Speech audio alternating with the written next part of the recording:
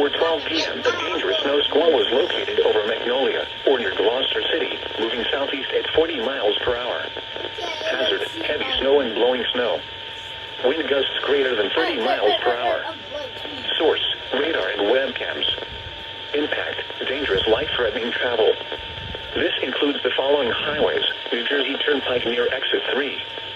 Interstate 76 in New Jersey near mile marker 0. Interstate 295 in New Jersey between mile markers 26 and 34. Atlantic City Expressway near mile marker 44.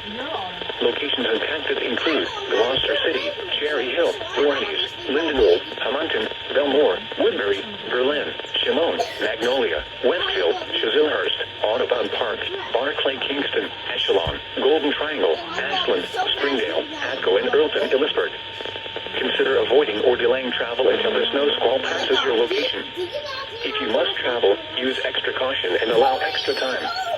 Rapid changes in visibility and slick road conditions may lead to accidents.